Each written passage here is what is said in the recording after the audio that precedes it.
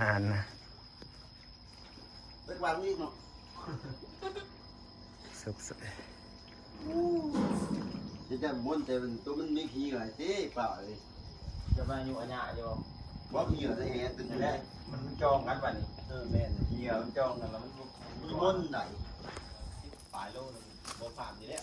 ปลาเขาสั่ง30โลขายออกน้ำมันหลายเต็มสระพอได้จ่ายค่าไฟสุขสบายดีจ้ะพี่น้องจ้าตึกปลาขึ้นมาขาย วันหัวงานลง เพิ่นสั่ง30โลขายออกไปน้ำปลามันหลายแล้วเอ้ยบ่มุนซ้ำหาเอ้ย ว้าวแล้ว แหออกบ่สุดซ้ำซับเสด็จหล่อบาทแรกห้ามพลาดมันเกาะกันไว้แหนี่นะก็เกาะได้ มันยุ่งน้ำมันขี่หญ้านั่น เบิ่งบาทแรกเท่าไหร่จักกิโลเอาจาก10กิโลคือมือนั้นไปได้ ตายยังไร ก็เบิ่งมันบ้วนเป็นล่ะ พูดเอาตัวใหญ่ๆเลยตาม ขึ้นมาพักก่อนสักพักจังให้มันมากินก่อนอยากตึก กูถือใจ เขาในป่าแหมุนค่อยๆหนึ่ง กูถือ คือกูเดียว ว้าวแล้วถือเด้อ พลาดอีหลีมันแหบ่มุนไม่ได้ตัวงามๆแหนเป็นแหใหญ่เด้อแหใหญ่ปลากระสิโตวใหญ่อันนี้ พลาดวะ มือนะครับตึกแฮจุดเคิร์งมันดึงแฮไปตลาดว่า พลาดอีหลีจะพาด้วยมันมากินกันได้3แล้วต้องใส่สูตรเดิมแล้วแหละค่ะได้ปะ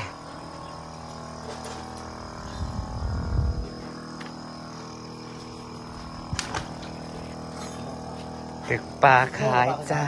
ฮะ 30 โลกู โอ้ยบาทแรกนะจะได้จาก10โลคือมือนั่นพลาดเลยตัวนะมันตื่นบ่มากินอาหารเลยเด้มันมาจังว่าอยากให้ ทางไหนไหน เดี๋ยวไปเอาเองก็ได้หมอแน่ปลาตะเพียนน้อยจังมาแต่ใส่กระดกกระดิ่งปลาตะเพียนได้นี่นะตึกขึ้นมานั่นตัว2 นิ้วนี่มีอยู่ตัวงาม มึงสองถึงมัน ๆสับปะหลายแท้ ไม่ปะ ขี้ข้านโป๊ดพูดแล้ว มองสองมันสามแล้ว ปลายมันใหญ่แล้วพี่หนาจังล่างน้องมาเดียวเต็มแต่ปลาตะเพียนลูกปลาตะเพียนโพดโพพี่น้อง เลยนะ ลูกปลาตะเพียนเนี่ยนะเฮาแนมนี่จังมาแต่ใส่ก็เราก็เรียนในลูกปลาตะเพียนเฮาแนมเบิ่งรังมันนี่คือน้อยจริงๆบัดได้ขึ้นมานะ3 นิ้ว2 นิ้วนี่โตมันนะ2 นิ้วนี่ ปลาเด้อปลาเด้อ ตึกปลาขายจ้าคนสั่ง30โลไปเรียงคนงานมารับเองโล70 บาทขายออกน้ำมันหลายแล้วพี่น้องเอาไว้เดี๋ยวยันน้ำแกงผัดไปขึ้น ไม่ใช่ไม่ใช่ปลาเพียนนะ เอาบ่ได้เคยปล่อยมันหักเครื่องใส่ปลาปีนมาพอท่านกับปลาลงมาตอนเราซื้อปลานินที่แตกเสียเนี่ยคือลูกปลาตะเพียนนะคะ ลูกปลานินกระลายคือกันมันไอติดแหขึ้นมากะลูกปลานินครึ่งหนึ่งลูกปลาตะเพียนครึ่งหนึ่งเอาแหน้อยมาตึกนี่ในนอดีลูกปลาตะเพียลูกปลานินนี่แตกเสียนี่นี่จะให้เบิ่งลูกปลาความว่าหลายพี่น้องนี่พวกไหนลูกปลานะนั่นแหละที่จริงบาทแล้วต้องเป็น10เลยหอยก็มีหอยปังแล้วก็หอยหน้าเต็มอยู่นี่มันสิมากินในขี้เหงื่อเท่าถิ่มลงเอาเฟืองมาถิ่มลงมันกระหมักโอ้ยลูกปลานะเบิ่งนะพี่น้องโพดโพผูเป็นขยวงอยู่ลูกปลามากินหัวอาหารนี่ลูกปลานะลายเทลายว่าปลามันหลายหลอดเพิ่นสั่งก็เลยตึกให้เพิ่นซะ30โลเสียบอลมันสั่งใส่ไปให้คนงานขายออกน้ำพี่น้องมันหลายจักหน่อยน้ำแกงมาเอาไปเบิดแล้วสิบ่ได้คนเงินใส่ซะ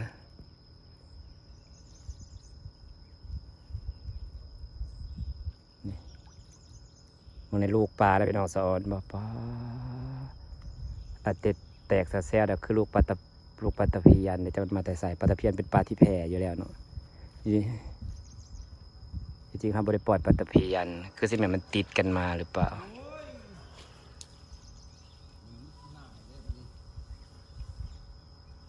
สลามบักเขียวถิ่มลงบ่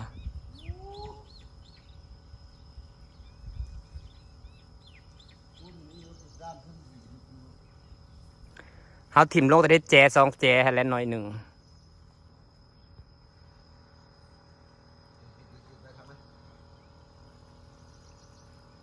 ปลาลูกปลาหันนะ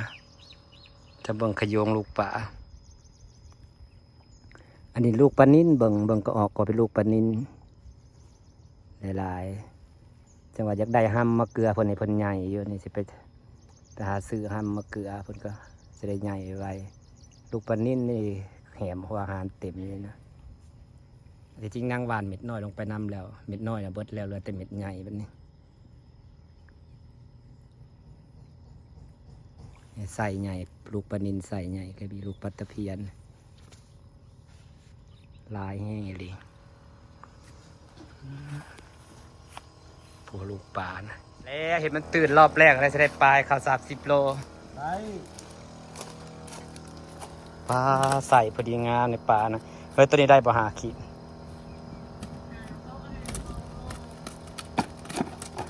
ตัวนี้ก็จะได้ดอกหาขีดนี่นะ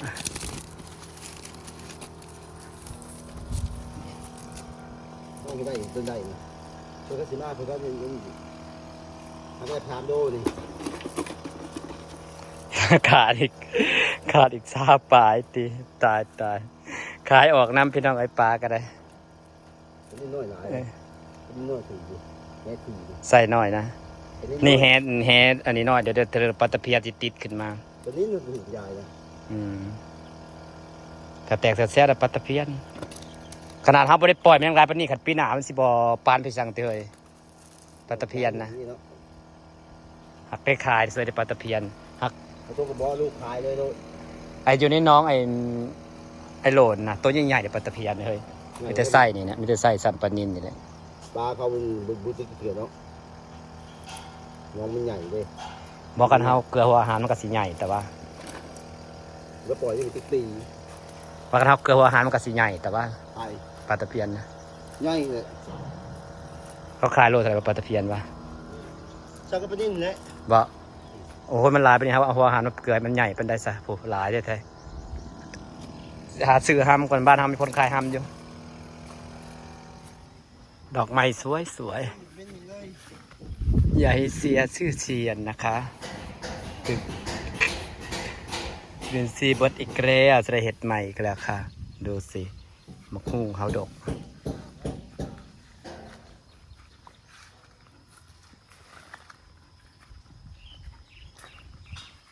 ต้นมะพร้าวงามต้องลงลุยคือโตเคยลุยอะไรเฮ้ยตายแล้วจะได้ปลา30 โลอีบอลไฟตัวงาม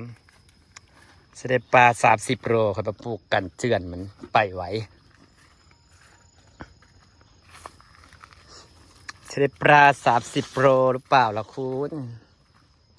เห็นให้มันตื่นรอบแรกเลยนะนี่นะตื่นแล้วก็ตื่นเลยมันกระหมุนลงขี้ตมรีลงขี้ตมพอแล้วที่จริงแล้วปลาน่ะหลาย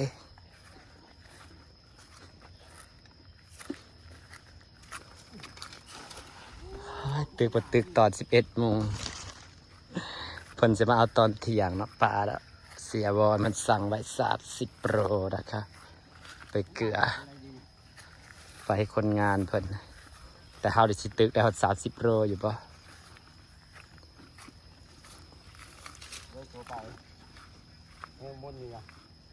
มันตึกยากแฮที่ได้ไปตึกแฮน้อยพุ่น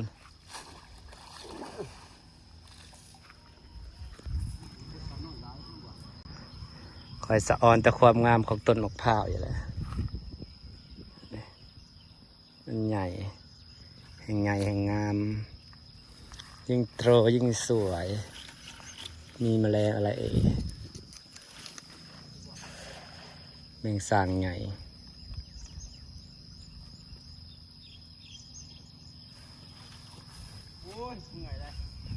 บอกให้เอาแฮน้อยนะมันสิเมื่อยแฮใหญ่นะพลาดเกลือแรกแล้วซาดมันรีเบิด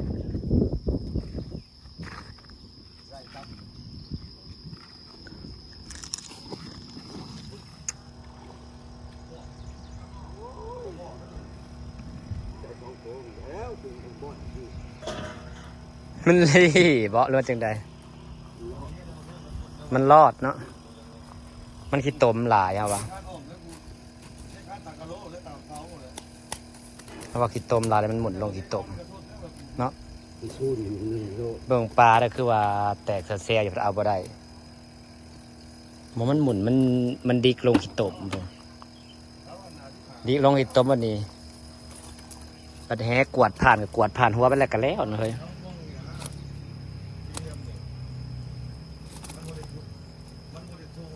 หักตุ้ยได้ปลานะบริจ่อยจังดี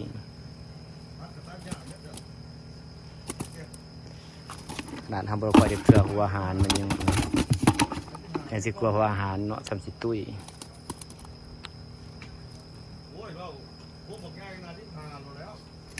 สองตัว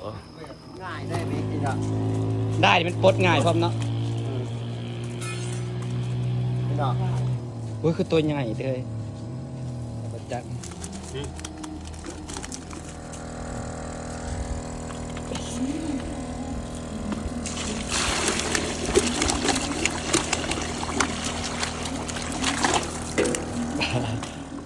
เป็นแม่ค้าขายปลาจ้า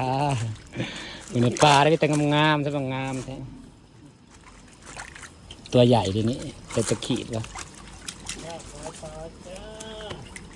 4.7 ครึ่งโลตัวใหญ่นะมีตัวใหญ่ครึ่งโลเนาะกำลังจะติดปลาขายจ้ะพี่น้อง เราได้วางเป็นใช้ได้ตามมันก็อยู่เรื่องหัว โอ้เห็นเขาเห็นกระทักมาคอสื่อเซลอยู่เอาให้เขาบ่ได้สิ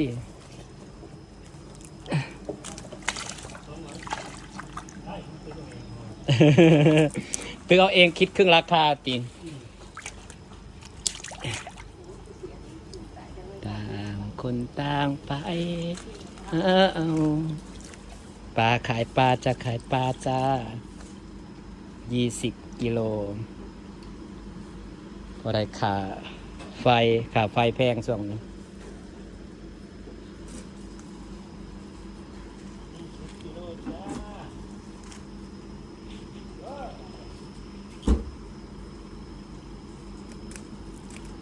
กานี้ใส่ถุงยังติดเนาะตาขอบไม่ต้องทอนหรอขอบคุณค่ะว่าได้ขับจะขับไฟ โดยขอบใจคือกันเลยบ้านมันใหญ่จ้ะ ฮะ พาไปซับนอนเลยเด้อมาเที่ยวไหน มาแต่เศร้า พุดก่อย พอดีเดี๋ยวยามมันหาง่ายเข้าหาปีก่อน ยามมันหาง่ายเข้าหาปีก่อนนะ นะ โอเคบ๊ายบายตะเกียวขอบใจหลายๆ